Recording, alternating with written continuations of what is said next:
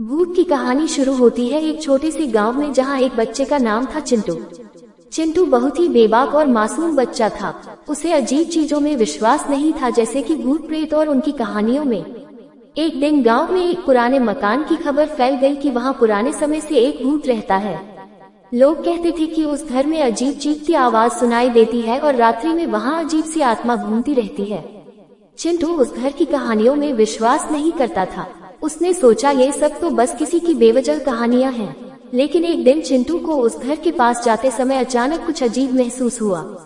वहां जाते ही उसे अजीबोगरीब आवाज सुनाई दी। वह थोड़ी डर गया, लेकिन फिर सोचा कि शायद ये भी किसी गलतफहमी का परिणाम है।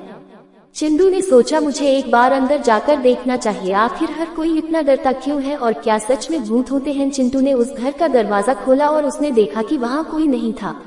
वह घर के भीतर गया और उसे कुछ अजीब महसूस होने लगा। थोड़ी देर बाद उसने एक छोटे से बच्चे को देखा जो बहुत ही डरा हुआ था। चिंटू ने उस बच्चे से पूछा, तुम यहाँ क्यों हो, क्या हुआ? बच्चा डर के बोला, मुझे भूत डराता है, वह मुझसे डराने की कोशिश करता है। चिंटू ने मुस्कुराते हुए कहा, भूत होते ही नहीं हैं, वह सब सिर्फ कहानियां होती हैं। बच्चे ने बताया कि वह वही रहता है, उसका इस दुनिया में कोई नहीं है और न ही उसके पास कोई घर है, इसलिए वह इस पुराने घर में रहता है जहां कोई नहीं आता और मैं ही भूत की आवाज से लोगों को डरता हूं ताकि कोई मुझे इस घर से ना निकल दे। लेकिन इस अंधेरे घर में मुझे भी बहुत डर लगता है, मुझे लग रहा है भूत मुझे डराता है। फिर चिंटू ने उस बच्चे को साथ लेकर घर लौटते हुए कहानी सुनाई कि कैसे भूत की कहानी सिर्फ मनोरंजन के लिए होती है और वो असली जीवन में नहीं होते।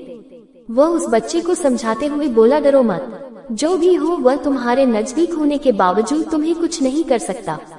उस दिन से उस बच्चे ने डरना छोड़ दिया और वह भूत की कहानी में विश्वास नहीं करने लगा। उसने समझा कि असली जीवन में ही असली चीजें होती हैं और भूतों जैसी कहानियां सिर्फ विचित्र कल्पनाओं का हिस्सा होती हैं। और वह चिंटू के साथ उसके घर में रहने लगा। अब कोई भूत से नहीं डरता था और सब खुश रहते थे। इस भूत की कहानी से हमें ये सीखने को मिलता है कि हमें अपने अंदर के डर को हराना चाहिए और वास्तविकता को स्वीकार करना चाहिए। भूतों की कहानियों में नहीं, असली जीवन में असली महत्व होता है।